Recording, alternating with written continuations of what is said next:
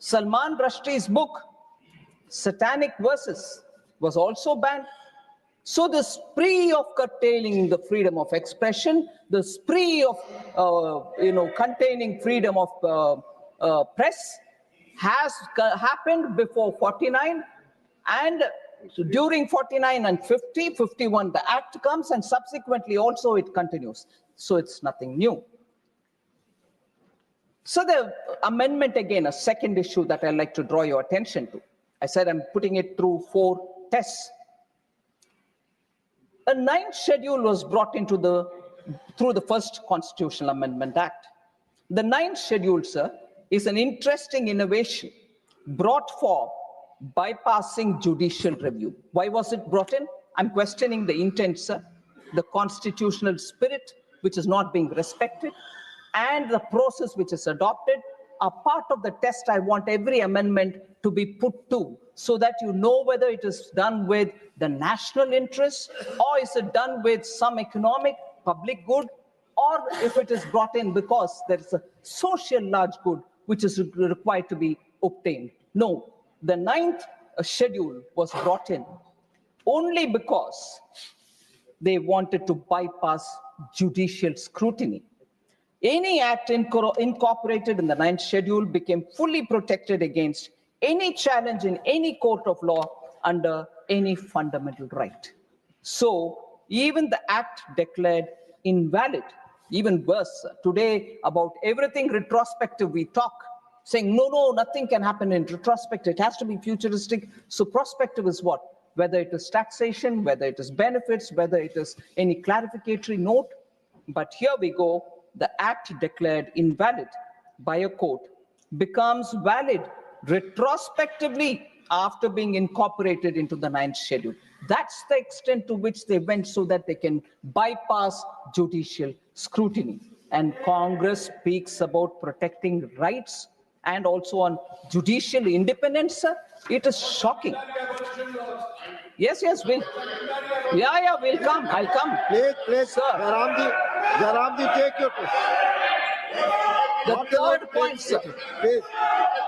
अच्छी डिबेट चल रही है, सुनिए, आपका जब समय आएगा बोलिएगा, please.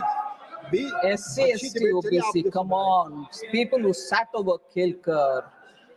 Sir, the next instance which I would like to put through is amendment being enacted to, again, the judiciary was held in contempt. They had to be committed judiciary, or else they were not respected at all.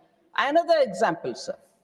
Constitutional amendment was brought in to nullify a judgment that arose in the case of Mrs. Indira Gandhi versus Raj Narayan, wherein the order of the Allahabad High Court setting aside the election of Indira Gandhi was challenged. So, during the pendency of this case in the Supreme Court, the Congress party enacted the 39th Constitutional Amendment Act in 1975. Again, earlier there is a Supreme Court and many other high courts have given clearance, but even then will curb freedom of speech. 1951, the First Amendment. Here, a case is pending. Mrs. Indira Gandhi's case is being heard in the court, Allahabad High Court. But no, we are in a hurry. What if the court comes against me? So I come up with a amendment, 39th Constitutional Amendment Act, 1975. Again, valid retrospectively, which added Article 392A to the Constitution. What did it say? It said elections to the President, Vice President, Prime Minister, and Lok Sabha Speaker cannot be challenged in any court in the country. And it can be done only before a parliamentary committee. Imagine the extent to which, for a person to save her chair, इसीलिए किस्सा कुर्सी का was banned. कुर्सी बचाने के लिए court का verdict आने से पहले ही हम जा करके अमेंडमेंट करेंगे पार्लियामेंट में. यही है इनके इतने दूर तक जाने वाले विषय, कानून को दुरुपयोग करना, कॉन्स्टिट्यूशनल अमेंडमेंट करवाना देश के हित में नहीं है, प्रोसेस सही नहीं होता, इससे आर्थिक सुधार कुछ होने वाले नहीं है या सामाजिक सुधार भी कुछ होने वाले नहीं है. व्यक्तिगत और परिवारवाद के लिए ही अमेंडमेंट हुआ है। सर, मैं दूसरी और एक उदाहरण देना चाहती हूं।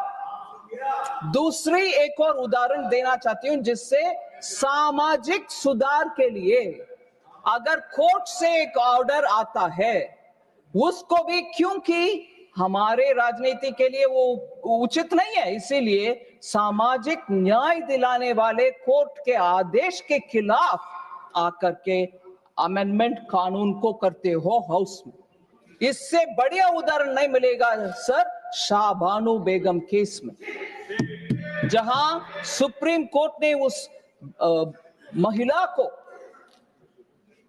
न्याय दिलाने के लिए, एलिमनी देने के लिए, डाइवर्स के बाद जो पैसा मिलना चाहिए वो दिलाने के लिए कोर्ट से जो आदेश आए, the Congress party passed the Muslim women protection of rights on diverse act 1986, which denied, it's very important, it denied Muslim women their right to alimony.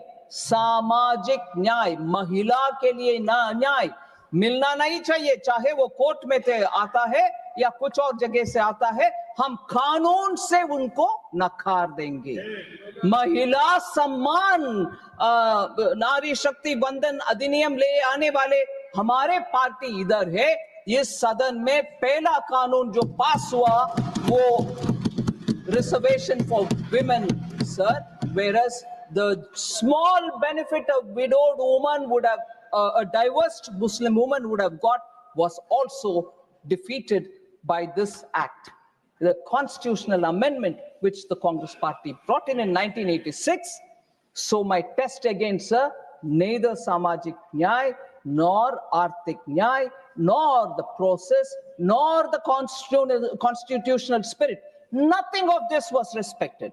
And each time the Congress brazenly, only to help the family, the dynasty, kept amending the constitution, and this is how far they went, even if it affects any particular women who desperately needed the benefit.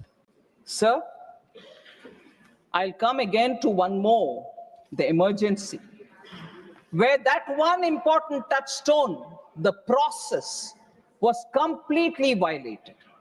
On 18th December 1976, the then president gave his assent to the Constitution 42nd Amendment Act.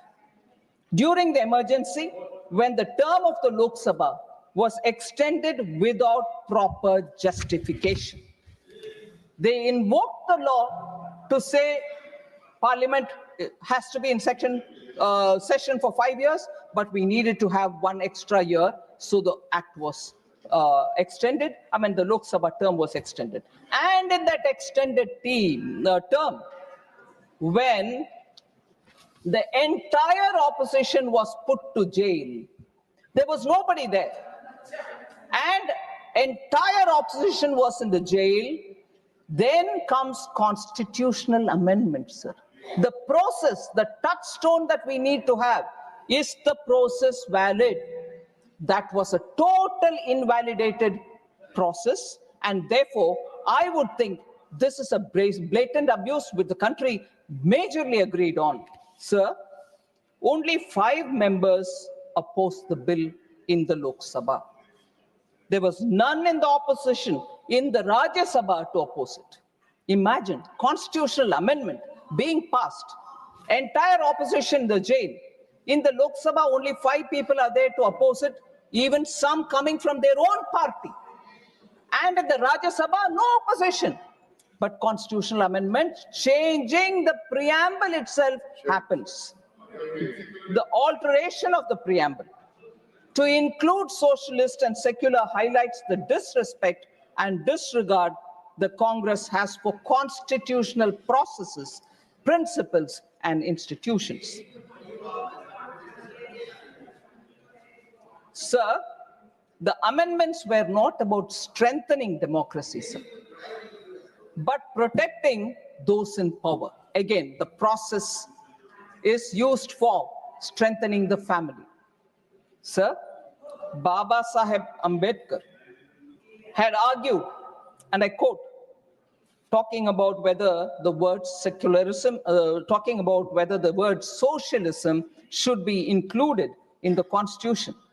Baba Saheb Ambedkar argued, I quote, I do not see, therefore, why the constitution should tie down the people to live in a particular form and not leave it to the people themselves to decide it for themselves, unquote. And therefore, in the original constitution, the word socialism was not there as much as the word secularism.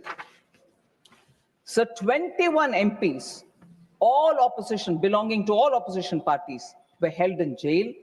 Manya Advani ji, Manya Atal ji were all in jail under Preventive Detention Law, Maintenance of Internal Security Act 1971, the infamous MISA.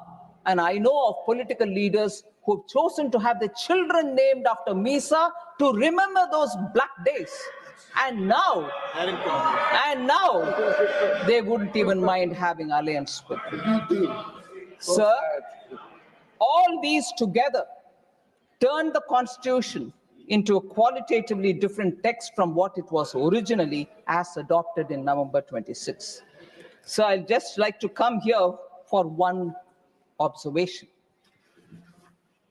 Opposition member, respected Jairam Rameshji, refers to the work of Granville Austin with a left-handed compliment saying, we read it, but does anyone in the ruling party read it? Sir, and he says, masterly book. Yes, masterly book. He tells the full story of the amendment carried out till 1980. So I'm starting from 51, and I'm also going on that journey, talking about amendments, their purpose, their intent, their process. Now, since Jairam Ramesh has mentioned it, and there is some Granville Austin's line that I like to quote back to him. Sir, emergency, 42nd Amendment Act, the landmark Keshwananda Bharati case of 1973, the basic structure doctrine, whole lot of things. In the words of that masterly Granville Austin, I quote, sir, the important constitutional development of the emergency, other than its very imposition, was the enactment of the 42nd Amendment. Austin says this. And he further says, coming in November 1976, the amendment demonstrates the progression of the Prime Minister, referring to Mrs. Indira Gandhi. I really quote again. Coming in November 76, the amendment demonstrates the progression of the Prime Minister and her government from having near absolute power without a coherent program, other than the protection of her prime ministry to power expressed through fundamental constitutional change. So, unquote. Exactly the point that I'm putting forth about emergency, the way in which 42nd Amendment passed through, how opposition leaders were all in the jail, not one person to oppose in the Rajya Sabha, in the Lok Sabha, just 5 of them speaking against it. When Granville Austin has said this, poor Jairam Ramesh did not mind quoting something else from Austin, but ignored this. Point proves. So this selective. Please आप बैठ जाएं, माननीय शक्ति सिंह जी आप जगह लें please.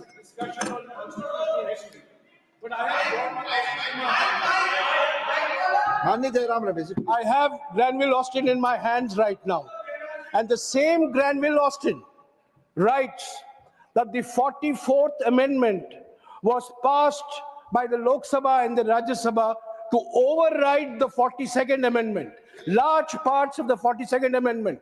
And who voted on the 7th of December 1978 to repeal parts of the 42nd Amendment? It was Indira Gandhi herself. So Indira Gandhi in 1978 voted to repeal the parts of the 42nd Amendment which she realized had resulted in her electoral loss. So it's not, don't read selectively. Thank you, Jairam And- Ramesh. Please. Now, Honorable Minister. Thank you, Please. Please. Thank you, sir. Let her, you have responded.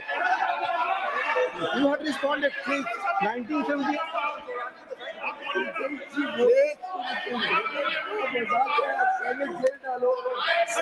Jairam Ramesh, please be brief. Jairam Ramesh, please be brief. मैं आदरणीय रमेश जी का ज्ञानवर्धन करना चाहता हूं कि 1978 में Morarji Desai was the prime minister. Janata party की सरकार थी और जनता पार्टी की सरकार ने 42nd अमेंडमेंट को 44th अमेंडमेंट से हटाने का काम किया और आपको जनता ने हरा दिया था। Shrimati Indira Gandhi was no more the prime minister and when she was the prime minister तब उन्होंने हर तरीके से प्रजातंत्र को रोकने का, गला घोटने का काम श्रीमती गांधी ने किया था। जयराम जी, प्लीज। मुझे सुना नहीं, मुझे ठीक तरीके से उन्होंने सुना नहीं। मैंने कहा था 44th अमेंडमेंट आया 1978 में, मोरारजी भाई प्रधानमंत्री थे और 6 दिसंबर 1978 में लोकसभा में इंदिरा गांधी जी ने वोट किया 44th अमेंडमेंट के लिए। यही तो मैंने कहा था। Honourable minister, please. माननीय मंत्री जी,